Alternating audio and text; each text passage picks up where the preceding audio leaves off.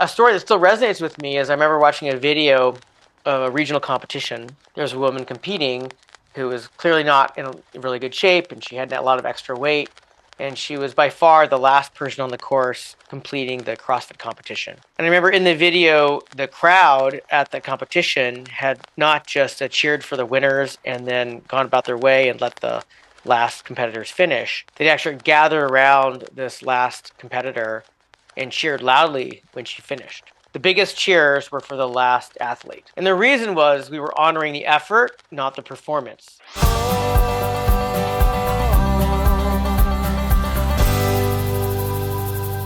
Hello and welcome to the Art of Community Conversations. My name is Seth Resler and I'm the founder of Community Marketing Revolution. And this is a series of conversations inspired by the international bestseller, The Art of Community. There is a new second edition of the book coming out, which has 25% more content. And that book was written by Charles Vogl.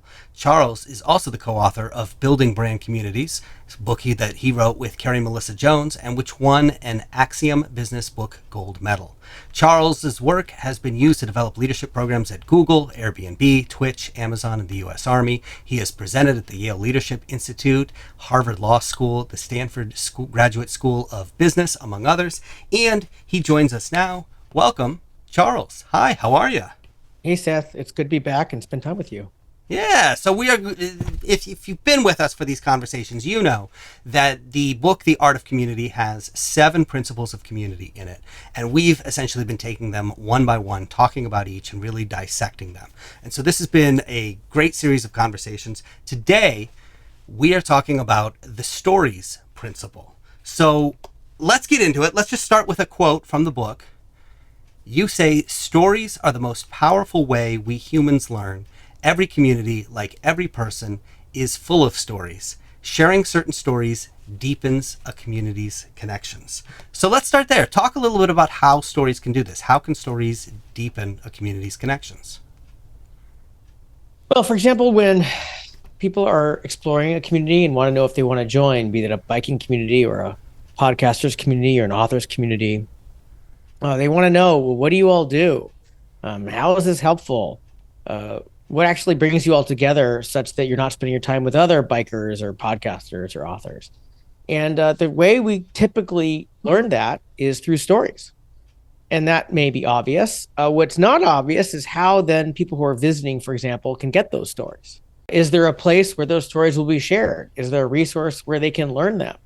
Is there a resource where people who are exploring because they're bikers or podcasters can find those stories to learn, oh, these are my people, and this is what makes this group of people different from any other group I could participate in.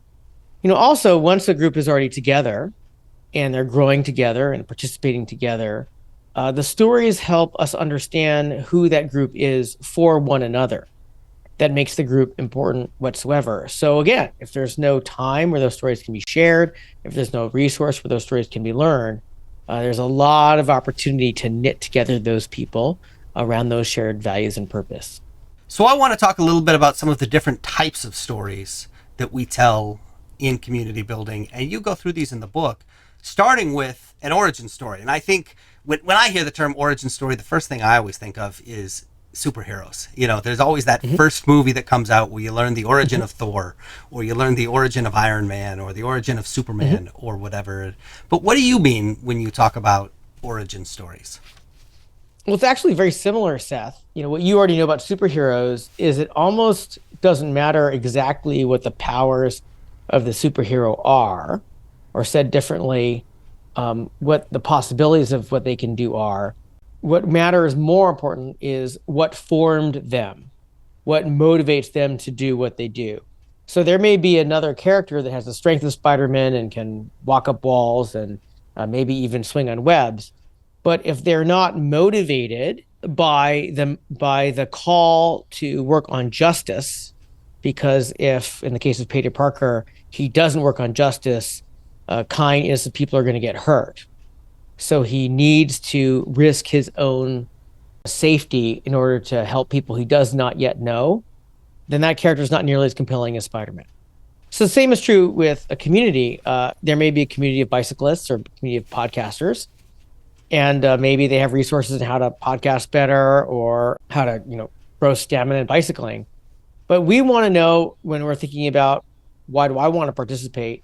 What started this group of bicyclists or podcasters gathering? Is it because we all want to become rich as quickly as possible by podcasting and getting the biggest audiences possible, no matter what we have to put out? Or is the origin story about Seth understanding there was a lot of pain out there and wisdom he wanted to share for people looking for it and wanting to make it ever more available type thing? So the origin story will tell people who are seeking your community and people in it, what is the kernel of motivation that is motivating all of our activities together. And you might say, well, Charles, a lot of communities are gathering that had really ugly starts because they were from the early 20th century and they're really racist or they're about domination. But we don't do that anymore. Now it's really about supporting friends in the neighborhood. Fair enough. That's a story. There's a story about how we originally were gathered to be exclusive, or we originally started to make sure that we would dominate another group by banding together and sharing resources. But since then, there's been a change. Now we are different. Now we are much more inclusive, or now we're much more generous. So that's a story. And when we're inviting people to participate and we want them to ever more invest, then having them understand how we started and what we became makes a big difference on informing them, do they want to be a part of it and how much? Is the idea here that the potential members, or once they become members, the members of a community, somehow see themselves in the origin story, or a reflection of themselves, or a reflection of their values? Exactly right. That the origin story syncs with their own values. So I know you enough, Seth, that I know you don't want to participate in a podcasting group that says we started because we wanted to get as many viewers as possible, make as much money as possible, and learn how we can surf the trends of interest on the internet. You don't want to be making hat videos because hat videos are trending, right? It's just like that's just not who you are. You want to share ideas that you think are going to help people who are doing things that you think are helpful in media. So an origin story that talks about, hey, there's this guy named Charles and he started a podcast. He didn't have a lot of traction. So he started tracking trends on Google, making episodes on whatever trend was coming up. And now he's a big podcaster. Like that's not going to interest you, even though it might technically be a podcasting community with podcasting lessons. In this case, that origin story would repel you until you found an origin story that resonated with your interest in creating media that's actually enriching people's lives, no matter what the trends we're doing in the rest of the internet. I'm actually thinking back to the superheroes as we're talking about this and sort of the difference in their origin story. I mean, Superman is from a planet that blew up and he's alone. There's nobody like him in his universe, which is different than, say, the Hulk, who, views his superpowers as a burden and wishes he didn't have it because he grows into this thing that he can't control, versus Peter Parker, who you mentioned, who is a teenager and just trying to grow up and be a normal teenager and so on and so forth. They're all just a little bit different. You can see why different people would identify with one over the others, and I can see why that would be the same thing in a community where the origin story becomes important and people want to find a community that they feel they identify with, or that shares their values. I would say they're not a little bit different, Seth. I'd say they're radically different. And what we expect of them differs because of their motivations that stem from that origin story. So that's origin stories. Let's talk about a different type of stories that communities have. And you call this sharing values stories. Give me an example of what you mean by that.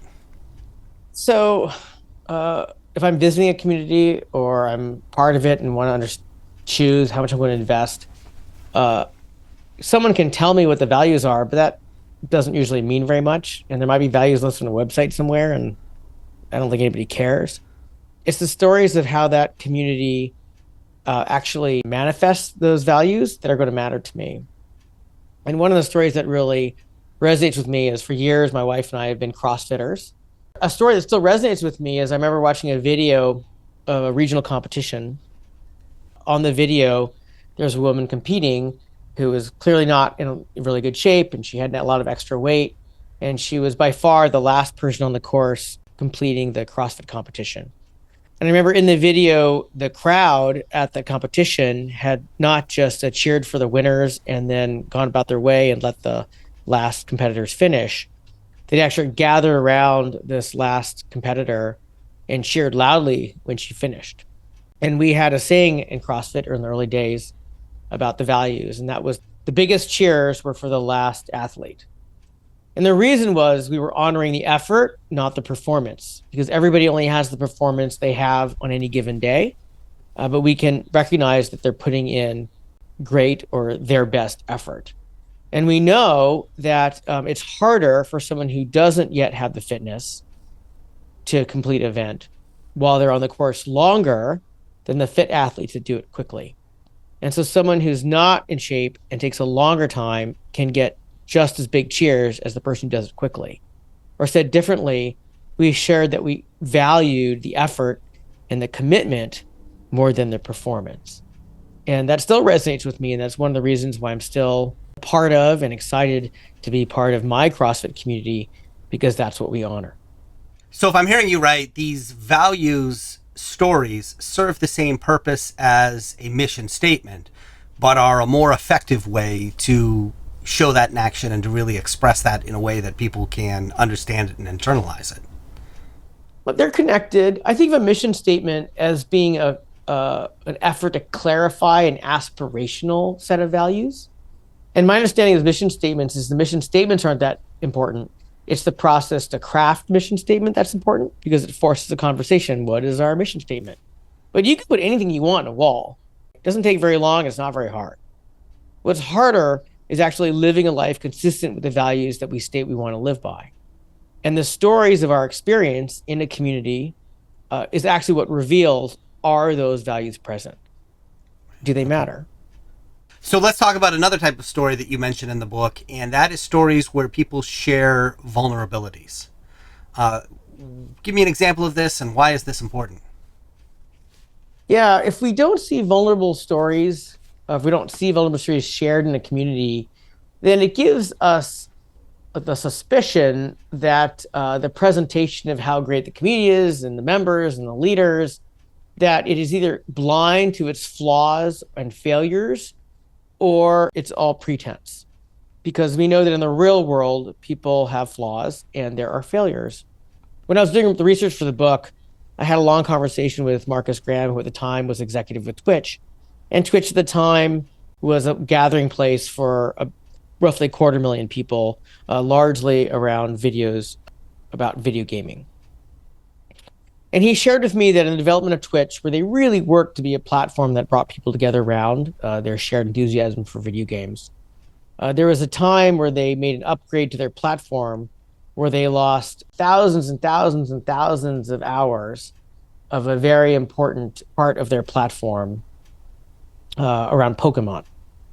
As you can imagine, enraged, untold tens of thousands of members that this video was just gone.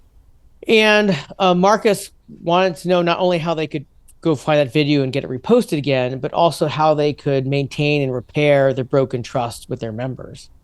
And he shared with me how he immediately went to the leaders of this Pokemon group on Twitch and said, we messed up. We did something that broke this platform, and it is in fact broken. And I don't know what it's going to take to get it back.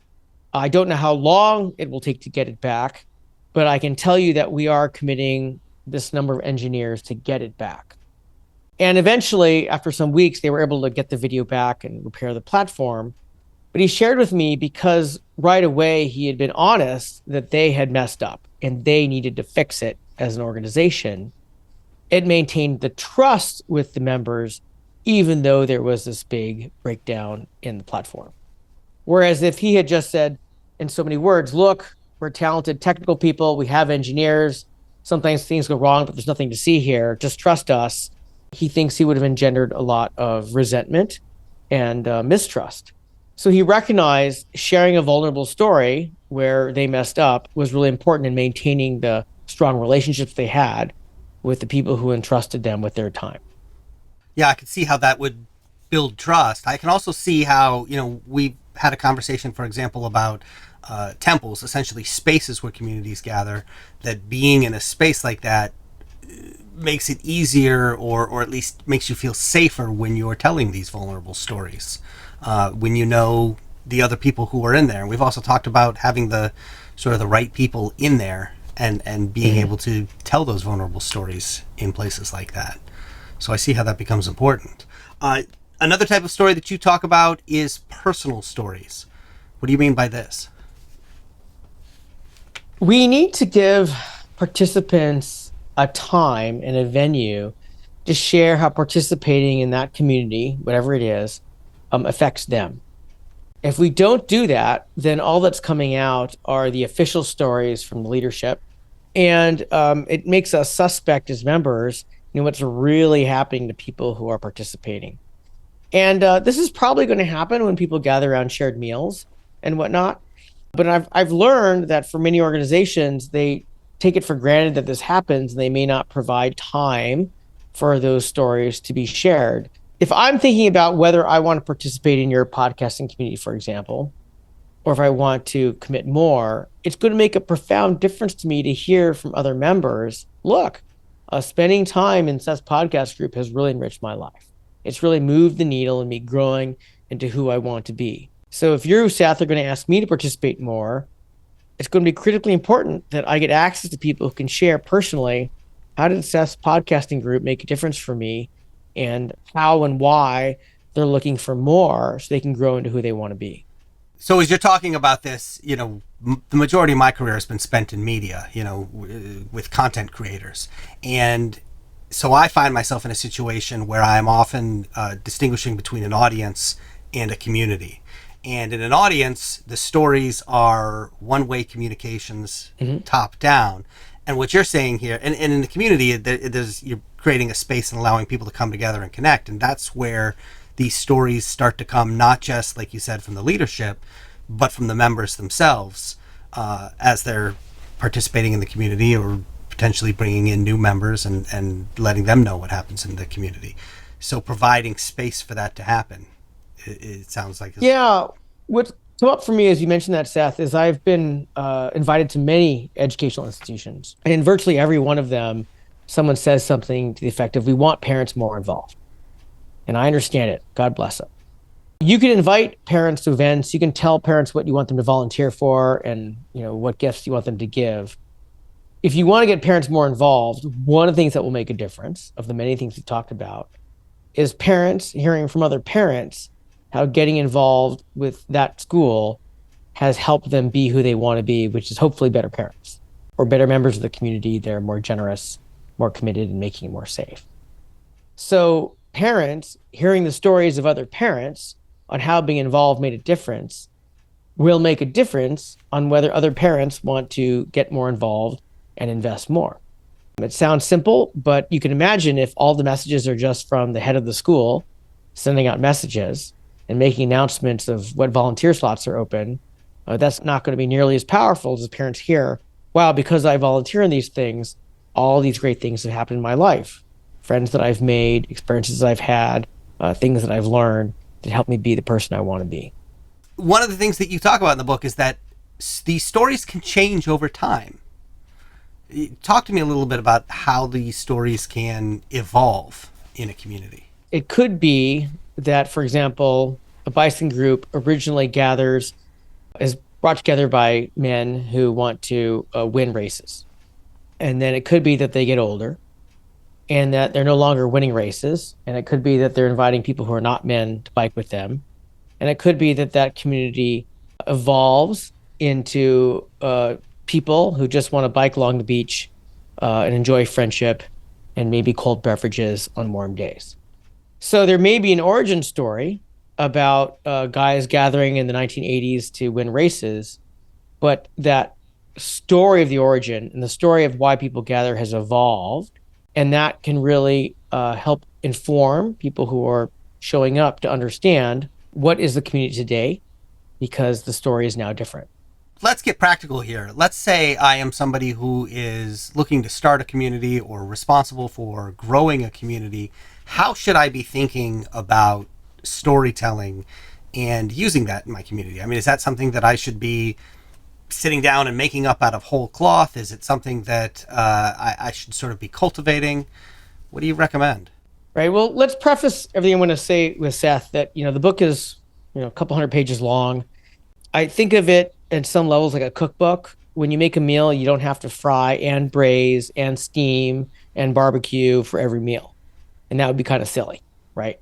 So if you read a cookbook and you think you have to do everything for every meal, you become overwhelmed, you don't do anything, or you think it's just too much work. That's not how cooking works, right? So yes, it's very important to think about stories at some point as communities mature. But I don't want anybody listening to think, oh, gee, we have to have a story portal and story time right away. And if we don't, we're failing. As communities emerge and grow and become mature, we just want to be aware that stories are a critical part of that and maybe augment how people get access to them in time. We want to make sure that people that you want to join the community, inevitably people who are in the community, have access to the stories. So you need to put those stories somewhere where they can get them. And you can choose any medium you want. I don't know if that's a newsletter, I don't know if that's blog posts, I don't know if that's interviews, but you want people to hear, these are the stories that we think are important. And if you want to join our community because you like bicycling or podcasting or skiing, we want you to understand these stories. And so you get access to them at any time, for example. Another way to think about it is if there are certain stories we want new members to get about how we do things and why we do them and how we learn that, then you need to arrange time for them to be with elders where they can learn those stories. And if they're not getting that time, then let us not be surprised they're not getting those stories and we're missing a tool, an element that can be really powerful in binding us to the community. And one of the other things that you can think about is how are you curating the stories you're sharing? And I'll give you an example. I was invited to come to a very big church with a very large building in New York City. It might be block big in my memory. And they were not getting the kind of membership and attendance they wanted. And I explained, well, when I just showed up to your building, it was so intimidating and it looks like it was built for the richest people in the world to show people that the richest people in the world with this giant church. I said, oh, no.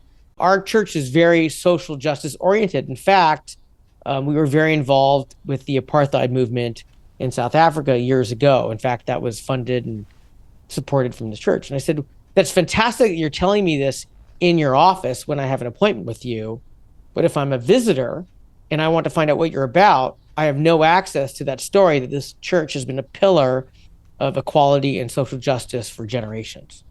Said differently, they hadn't thought about how they were curating the stories a visitor would get to understand the values they wanted to share with people. Instead, all we were getting is, wow, you had a lot of money to build a really fancy building in New York City that towers over everything else. So those are three things that you can think about and see if that can inform how you're relating to people who are visiting with you and the members that want to be reminded why they're committed to your community. All right, there it is. That is the stories principle, one of the 7 principles in the art of community. We're going to be back and we're going to talk about more. Charles, I'm loving these conversations. Thank you so much for being a part of these. It's wonderful to get this time with you, Seth.